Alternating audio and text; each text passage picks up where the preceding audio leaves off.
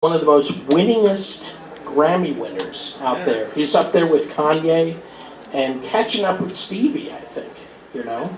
And but with all the history and accolades aside, one of the most amazing things about this gentleman is that the joy of discovery that is at the heart and soul of what this music's about is always there with his next performance, his next recording, whatever is going to be the next composition he comes up with. Chick Corea, everyone.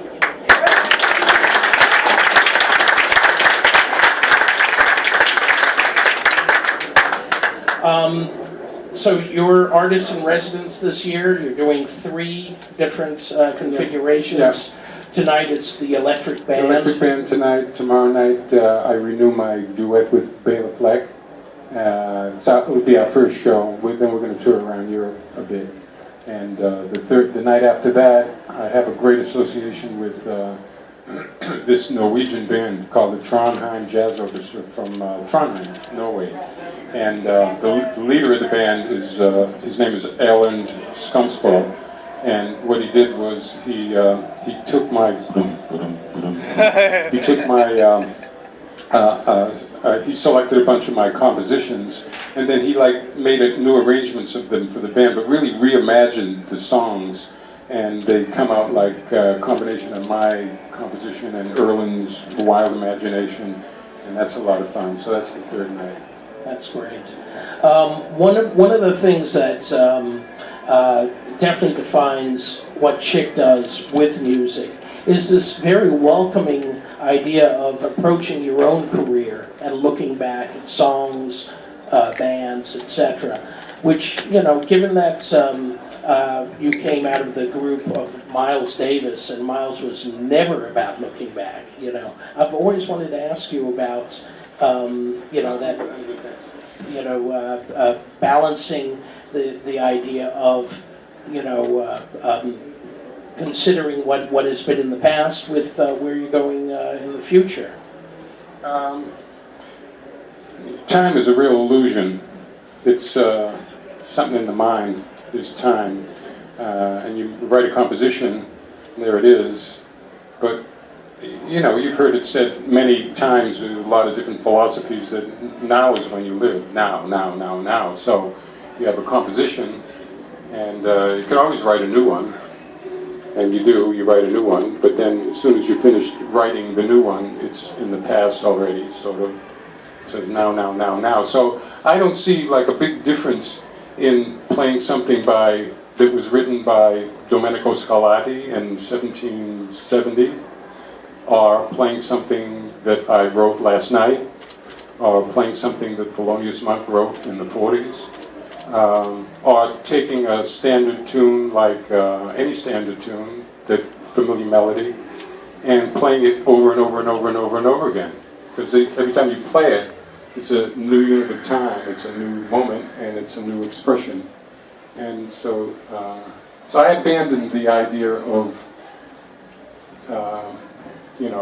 old music, new music. The only thing that I try to do is stay fresh right now, whatever I'm playing. No shelf life, no looking at music. Yeah, in that sense. Like tomorrow night we might, Baylor and I might try some Scarlatti.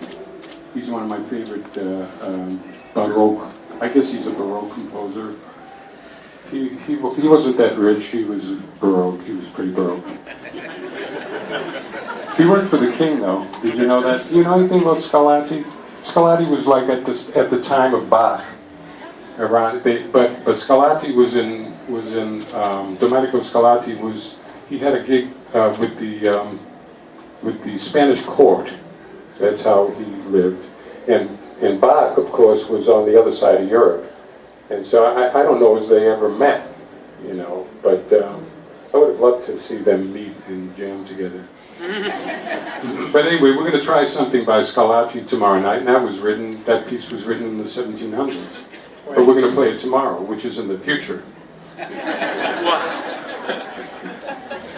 Just to sort of drive the point home, Chick's latest project is called simply The Musician, and it's an incredible look, both audio-wise and video-wise, at his 70th birthday celebration at the Blue Note.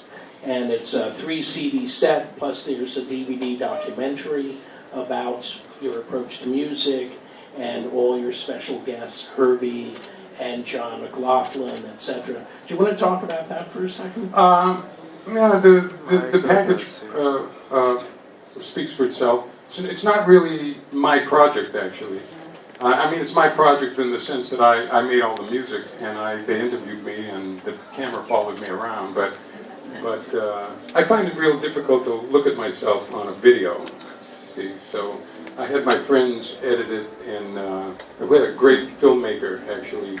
The filmmaker's from Norway, and I've known him for a long time, and he's one of these kind of guys who has a real feel for what to capture, I think, when I look at what he does. So that part of it is real good. But I didn't do much about the compilation of it. And what we did, in, let's see, it was 5 years, in 2011, it was in New York at the Blue Note, and I played there. It was like a birthday celebration. I played there for 4 weeks, I believe, and I had a lot of different bands, a lot of friends and musicians came in. So we recorded everything and compiled these 3 CDs of live recording. It's real. The music is real. You know, and then Chick actually redid that again last November. Yeah, we did 8 weeks this time, last November, 80 shows, and 5 nights a week. Aaron, you remember. My right foot remembers too from going. And it was real nice. We recorded everything. We're going to do something with that at some point. One question that I've got to ask, though, is that the Blue Note seats about 200 people. I mean, where you are in your career, you could easily be doing just one special big concert at Carnegie Hall or some other major, theater space, and that's it. You know, and you don't have to worry about coming in each night for 2 months. You know, I mean, that's a commitment. Yeah, but I love New York. I cut my teeth musically in New York. I moved there right after high school in 1959. And I lived there for 25 years. And it's how so I love the city. And Blue Note, I've been playing at the Blue Note for years and years. So it's nice being in the city. And it's hard to have a birthday celebration in Carnegie Hall. And when you play a club like this, you write with people, and you're close up, and you can you can't have that experience in a concert hall, you know. Plus, I don't know, there were a lot of other pluses. I'm not going to give up playing in clubs. I've seen that. I mean, you definitely feed off of that interaction, that intimacy. I like it, yeah. Speaking of that, feeding off of you guys, we are going to open it up to questions from the audience. If you have any burning questions, this is your chance for Chick. Only burning ones, not nothing smoldering or halfway. That's okay. You don't have to ask a question. Oh, wait a minute. Wait till you get turned on there. There you go. I have a question. What do you think of contemporary music versus music in the past? Oh, why'd you take his mic away? Yeah, keep going, man. Let him take the mic and talk. Yeah, I was wondering what you think about contemporary music. You have to start again so I can understand what you're saying. Okay. My question, I was wondering about what you think about contemporary music. Contemporary music? Yes. What's contemporary music? Like music that is written like today, in comparison to music like 50 years ago, like pop music today versus the music like 50 years ago. No. What is your opinion? Well, my opinion is kind of what I said when we started the evening tonight, which is doesn't matter. Yes, but there's a lot of controversy in today's pop music. What do you think about that? Controversy, I kind of ignore controversy unless I'm having fun arguing with someone. Okay, I understand. Okay, thank you. You're welcome. I'll tell you this, that one of the most interesting nights at Chick's birthday celebration this past November was with Marcus Gilmore that night. Marcus Gilmore and Tyler McFerrin. Oh, yeah. And Josephine Terry on saxophone. And there was a lot of electronics mixed in with what Chick was there doing. was Bobby McFerrin's son, Taylor McFerrin, was playing keyboards. That's kind of like an ongoing experimental project for me, which is just it's what I used to do a lot in the '60s when I first came to New York, when we used to have jam sessions at different guys' lofts and apartments. One of the things we used to do is just improvise. I mean, not even on a song. We wouldn't always like let's play a blues or let's play a tune. We would just blow. We would just improvise.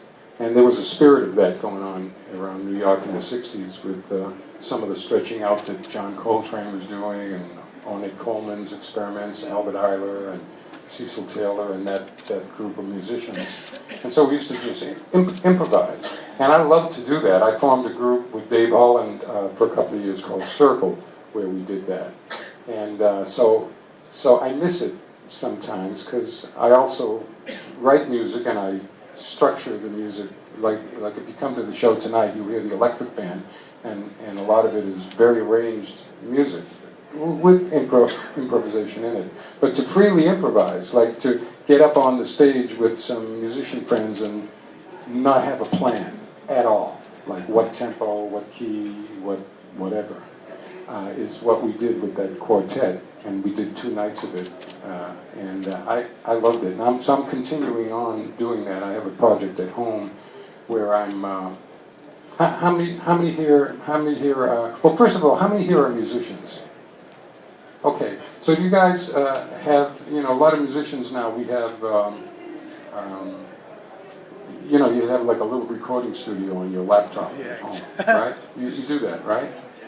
It's easy to do. You use, Logic or Ableton or whatever, and record. So one of the projects I have going is to do this, have the fun of this improvisation thing, is I'll take,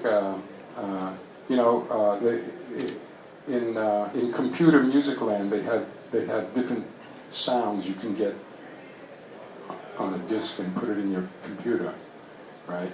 Mm-hmm. And so when you get a bunch of these sounds, sometimes I like to try them out. But this experiment was I'll choose a sound and then turn the recorder on. I use Logic, so I turn Logic on, and then just without knowing what's going to come out when I touch the keyboard, I'll start, and there's the sound, and then just play with it, like improvise with it, and make a melody, and then it goes on for as long as I feel I want it to, then stop. Then by the time I've stopped, I've forgotten what I played, of course, so I rewind back to the top, choose another sound, and then play with my first track, but it's all first takes. Right. It's not like tweaking it up and listening and fixing, and it's just like all band first takes. So do you know what you're going to do with this yet? No. Oh, with the project? Yeah. Well, I'm no. I've got like 14 or 15 pieces that I've done so far, and one of the things I want to do is string them together to make one long hour and a half. It's actually probably about 2 hours of music, just one piece of music. Because now, like music is there's this attitude about audiences and our age. I mean our era, where people, where some artists or producers, they look down on audiences and say, oh, the audience has a short attention span, so you got to play a short tune for them. You've got to keep repeating the melody over and over and over and over and over and over and over and over again, so they really get it.